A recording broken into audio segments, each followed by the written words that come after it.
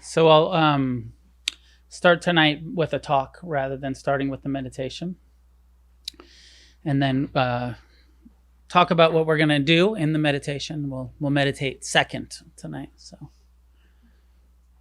be comfortable. You don't have to act all spiritual and meditative yet. And before I begin, how many people here for the first time tonight? Welcome, welcome, welcome. Welcome back, everyone else. And as is our custom, before we get into it, take a few minutes to introduce yourself to some of the people around you. So our topic tonight, our practice, is on loving kindness. And my sense is loving kindness is a natural, eventual byproduct of mindfulness. That if we practice mindfulness for long enough, there is a natural kindness that will be the result. And when we look at what the Buddha taught about the Eightfold Path, the path that leads to the end of suffering, he didn't teach loving kindness as one of the factors or one of the practices or skills to develop. He taught mindfulness and concentration, meditation practices. Now, technically, mindfulness, as is often practiced, would be considered a concentration. Loving kindness, as is often taught, would be considered a concentration meditation practice, because as we get into the meditation, we will be concentrating on repeating phrases and bringing intentional effort and energy to developing an attitude of mind with these words that we'll be using. But in the original formulation, there was not loving kindness. There was not what we call the Brahma Viharas, the teachings on compassion and appreciation and equanimity came later. We don't really know why, but I have my own opinion, my own thought, is that in the Buddha's practice, he turned towards his pain, turned towards the impermanent nature of everything, and saw that the only wise, the only rational relationship to pain was to have compassion for it. That our natural aversive tendency just creates more suffering for us. Our rejection of pain, our fear and anger and resentment about pain, which is normal, part of our survival instinct, just makes life worse. Doesn't lead to peace, doesn't lead to happiness, just leads to more suffering. And mindfulness itself, I believe, of course, I don't know. We don't know, but I believe it was mindfulness that was his main meditation practice, and that loving kindness was a outcome. That as he turned towards this human condition of living in this world of impermanence, everything constantly changing, and how challenging it is to have a human mind that judges and compares and craves, and just how much stress and suffering is a natural part of our human existence.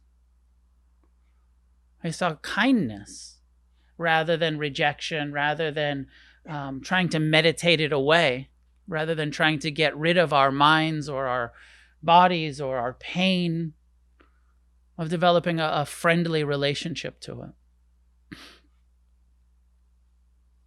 So in the first many years when people came to the Buddha, he said, here's the Four Noble Truths, here's the truth of suffering, and here's the cause of suffering, this repetitive craving that we all have, craving for sense pleasures, craving for wanting things to be permanent, craving for non-existence, wanting to not have to feel the difficulties that we have to feel. He said, and there's freedom is possible. There's an end to suffering, the third truth, nirvana. And here's the Eightfold Path. And he taught the Eightfold Path, and it was practice mindfulness, turn towards Learn to investigate, learn to observe your pain, and you will start to have compassion for it rather than rejecting it. Turn towards the impermanent nature of pleasure, and you will stop clinging to it so much.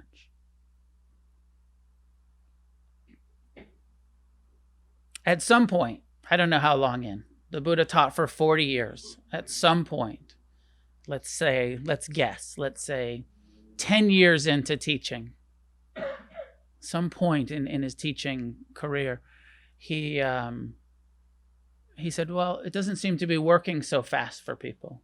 And he himself had done 7 years of intensive retreat-like meditation practice before he came to his experience of freedom.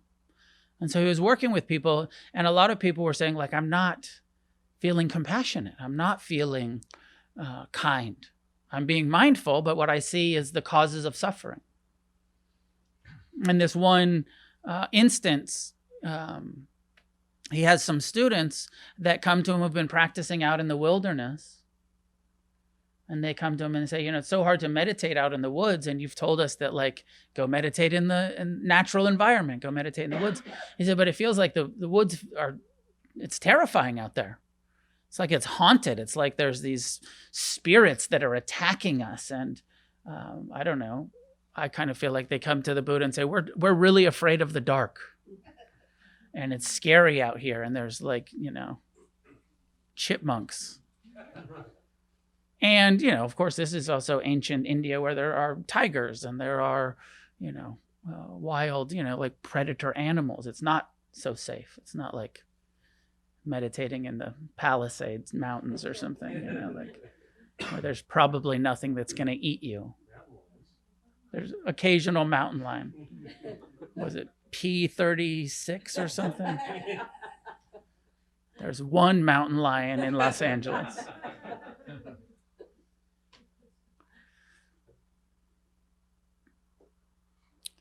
And in response to these very serious students, monks coming to the Buddha, he says, well, let me teach you how to develop a friendly attitude, loving kindness, unconditional friendliness towards your environment.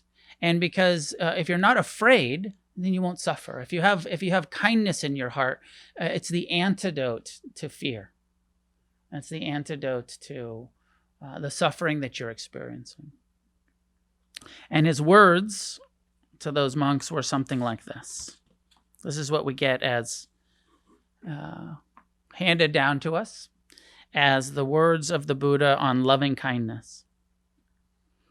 He says, this is what should be done by one who is skilled in goodness and who knows the path of peace. Let them be able and upright, straightforward and gentle in speech, humble and not conceited, contented and easily satisfied, unburdened with duties and frugal in their ways, peaceful and calm and wise and skillful, not proud and demanding in nature. Let them not do the slightest thing that the wise would later reprove.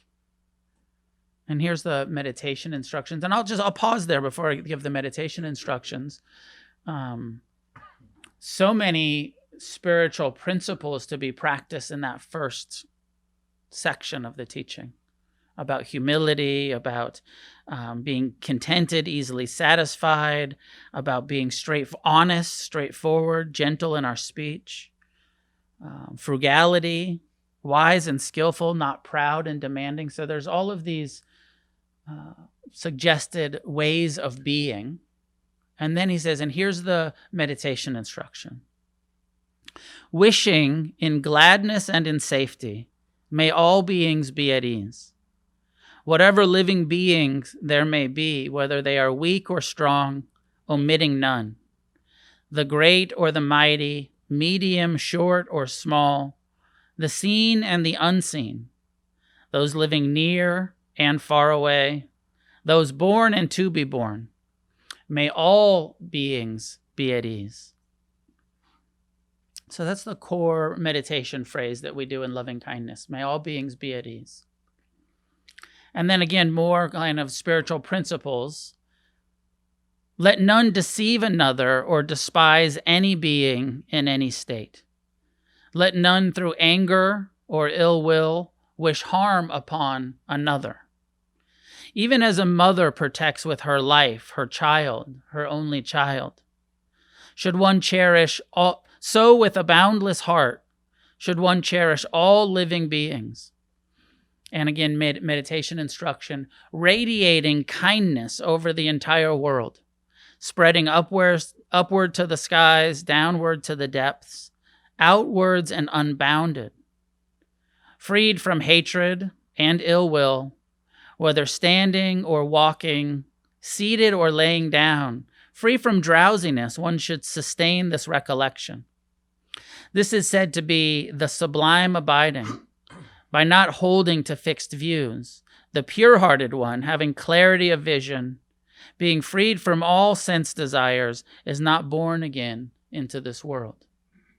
So it's a pretty comprehensive teaching on how to, one of the ways to end suffering, one of the core teachings. And the way that I read it, 3 encouragements towards forgiveness. Let none through anger or ill will wish harm upon another. And the loving kindness practice itself does some level of forgiveness, changes our attitudes. And the next one is freed from hatred and ill will. Doing the loving kindness practice itself not only frees us from fear, but from hatred on any level, whether we're resenting other people. And one of the core ways that we suffer is self-hatred. Even if it's the subtle, low self-esteem, feelings of unworthiness, feelings of separateness. This loving kindness practice, in my experience,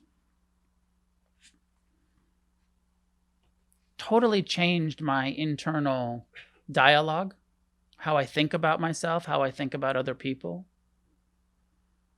When I started doing loving kindness 30 years ago, I basically hated myself. I was a newly sober, recovering addict and had caused so much harm to so many people and to myself, and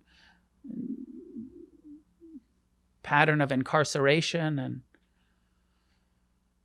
And I couldn't say, may I be happy or may I be at ease, or I couldn't radiate kindness to myself with any kind of sincerity at all. I didn't feel worthy of it. I didn't feel it didn't feel safe. It felt too vulnerable, too weak.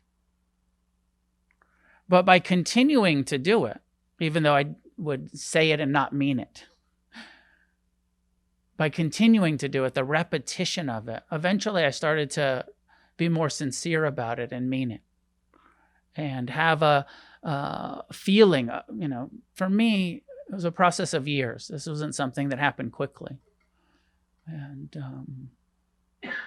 but some years into continuing to do it, I started to actually feel like there was some kindness towards myself, some friendliness. And eventually going from a lot of self-judgment and hatred and shame, and to feeling a sense of self-esteem and a sense of kindness, and maybe even some healthy feelings of pride, of like, wow, I've really changed. I've been meditating now for years and years, and I stayed sober, and I don't hate myself anymore. And I've actually kind of become a decent human being, and I can care about myself now. So if you're new and even hearing it, it feels like, I can't do that. I'm not going to be able to do that. And there's often, I hear a lot of people resisting loving kindness. My own experience, I resisted it too. I felt like I like mindfulness. Mindfulness makes sense. It's not loving. It's just non-judgmental awareness. And especially the early mindfulness where you get to ignore your mind. and pay attention to your breath, that initial instruction. I liked that. I was like, this gives me a little bit of relief. When I try to be kind to myself, I feel agitated. It almost makes it worse because my mind rejects these friendly phrases and I don't feel worthy of them. So for some of you, that'll be the experience, and it'll feel like it might be medicine. Maybe you believe me and maybe you think, but this is a terrible tasting medicine. This kindness feels gross. And for others, we all have different perceptions and different experience with this kind of stuff. For some people, even from the beginning, it lands in a really beautiful way and a welcoming way. And there's a experience that people report to me. They say, from the first time I started doing loving kindness, I felt so just relieved and just like finally permission to be kind to myself, encouragement to be kind to myself, and that it lands and is received in some people's experience in a very good and appreciated way. It's a practice. It's a skill that we're developing. I do have some sense that loving kindness towards all living beings is not natural to anybody. That this is a very radical proposal. Kindness to the people that are near and dear to your friends and your family, that makes sense, right? Like, it's easy to love the people that you love, but this is taking it to a whole nother level, saying those near and far away, those born and to be born. And when we're talking about all beings, this is talking about having loving kindness for your enemies, for everyone, not just the people that you know and like, for strangers on the street, for your difficult family members, for your political rivals, for the most confused and ignorant fascists in existence, also met with loving kindness. The Buddha is serious about this, all living beings, and what a high order, what a high bar to say, even as a parent cherishes and loves their children, feel that way about everyone. Feel that way about everyone. Now, I'm a bit skeptical, and I've been doing this practice for a long time. I'm not sure that it's possible. Maybe it is if we get all the way to enlightenment. Maybe I want to trust that was the Buddha's experience, that he got to enlightenment, and his experience was, now that I'm free from clinging and aversion and self-centeredness, I love everyone. I feel kindness and cherishing and compassion towards all living beings, no matter how confused they are. And the Buddha was pretty critical of people. He was quick to point out what was wrong with people, and that people were holding delusional views, and that war was never okay, and that violence was never okay. I mean, he's a radical pacifist. So there was no way that he was saying, I love you and what you're doing is okay. He was saying, what you're doing is pure ignorance. And I have love and kindness and compassion, and I don't hold hatred or ill will, and I wish no harm upon you, even though with discernment, he saw people as asleep, as confused, as ignorant. Does that make sense? So, because sometimes we think of like, well, I can't love everyone because then I have to condone their behaviors. And I think that really what's being said here is that we're not condoning ignorance on any level. We're just learning to see that all harm, all ignorance, all of it comes from a deep place of confusion, from confused living beings who are still worthy of kindness. Not only that, but so much of this practice and so much of what Buddhism gives us is not so much about others or whether they deserve our kindness or our compassion, but it's about our own mind and our own heart. And that if we hold hatred towards anyone, we suffer. Even if they deserve it, you still suffer.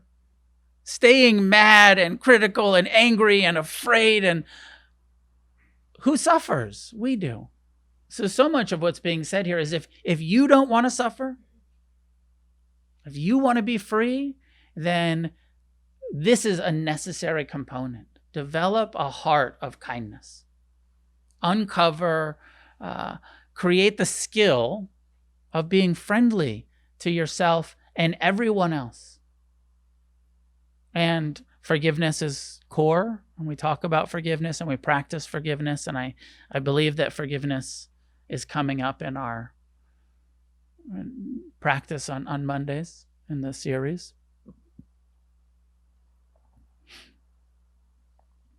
In order to really have kindness, we do have to let go of the hatred, the resentments that we're holding, including towards ourselves, and especially towards ourselves.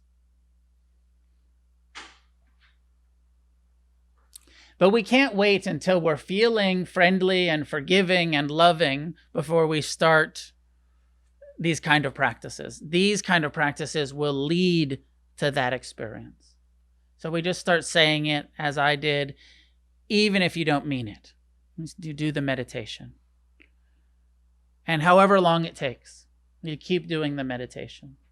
Having dinner with a friend, and I said, I'm going to do loving kindness tonight, and she was talking about some suffering in her life. And I said, do this every day. You're going to get the instructions tonight, and do this every day for the next 10 years. And she was like, oh man, how about a week? How about a month? 10 years. And I said, sure, a month. Do it, do metta every day for a month. That's a manageable task. But the reality is these kind of practices take years to really embody. You don't master it after a month. If I had stopped doing loving kindness after a month, it would have just been like, oh, that just made everything worse for a month. I just felt, worse for a month. But then after months and years, I'm starting to feel better. This is my mind. And maybe it's neuroscience. By saying friendly things to ourselves, by saying forgiveness and loving kindness and compassionate phrases, we're creating a habit in our mind of a new neural pathway. Rather than staying stuck in the habitual tendencies of judging and comparing and resenting and everything that the mind does by itself, by placing these positive thoughts in our mind, even if we don't mean them, we're still developing a mind habit of friendliness. Now, metta is commonly translated as loving kindness, but I'm told by the scholars that metta, the word M-E-T-T-A, a more literal translation is friendliness. So if you like loving kindness, if that feels good, like I'm practicing loving kindness, for some of us, love is just oh, gross. Loving kindness, that's soft. And for some of us, friendliness feels a little bit more palatable. I want to be a friend. I want to be a good friend. I want to be friendly to myself. I want to be friendly to others. I want to develop friendliness towards all living beings, a friendly attitude.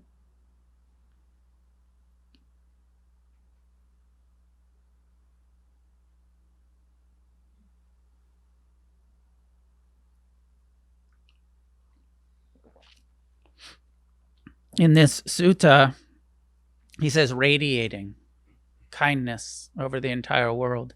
And in most of the early suttas, the way that these, what we call heart practices, are taught is by generating the feeling and then radiating that to the north. All beings in the north, all beings in the west, in the east, and the south.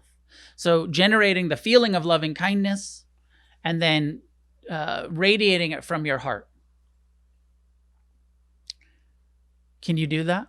Can you generate the feeling and radiate? You can kind of visualize it. So it's one of the traditional ways to do it. Some hundreds of years later, there was a commentary, the Visuddhimagga, by a Buddhist monk named Buddhaghosa, and a lot of what we get as Buddhism is commentaries of like, here's what the Buddha said, here's what he meant. Here's what the Buddha said, here's how we do it. Here's the right way to practice that. So in the Visuddhimagga, Buddhaghosa says, break the all beings instruction down into 5 categories. Develop loving kindness or unconditional friendliness for yourself. Develop loving kindness, unconditional friendliness for your teachers, your benefactors, for the people that have been kind and supportive and encouraging towards you. Develop it towards neutral people that you don't know, but get a sense that even though I don't know you, I don't love you, I don't hate you, you're just like me. You're a human being that has their dukkha, their suffering, and let me develop loving kindness for you, even though you're a neutral stranger. And that's that's maybe the biggest category. You have a couple of benefactors, maybe a few. If you're lucky, you've got a list of people that you feel like, oh yeah, I really appreciate them. They've been supportive to me. You have yourself. And then you have the almost 8 billion strangers on the planet. And then the 4th category is the difficult people, your enemies.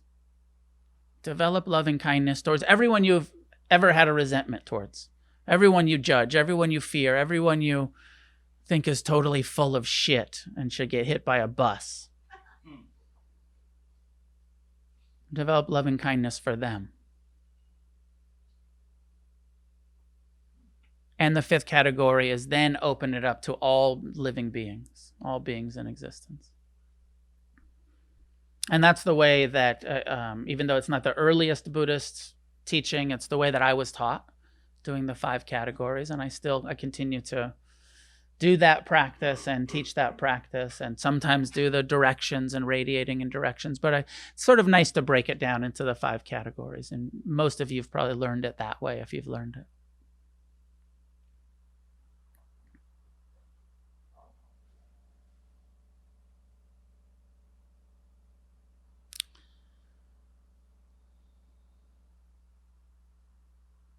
Any questions about what we're being asked to do, Richard, please? No, loving kindness does not pretend to change all beings, does it? It does not. It does change oneself. And I think some people sometimes struggle with that. Like, I can't change this. Right. I can't change people. Yeah. Loving kindness. Yeah. What he's saying is important, and the answer is yes. This is a practice about changing our attitude, not necessarily changing the world. It's a training for your heart and your mind and your attitude and outlook and the way that you feel about the world, not, all of a sudden we're going to end confusion in others. This is why loving kindness, compassion, and appreciative joy are taught in conjunction with equanimity, where we will also go in this series, so you're radiating kindness, you're saying, may all beings be at ease, and then equanimity comes in and reminds you, all beings are heirs to their own karma. Their happiness or unhappiness depends on their actions, not our wishes for them. So you understand that everyone has their own karma. No matter how loving, compassionate, and forgiving you get, it's not going to change someone else's karma, but it'll change yours. It'll change your reality. And if we all change, Sure.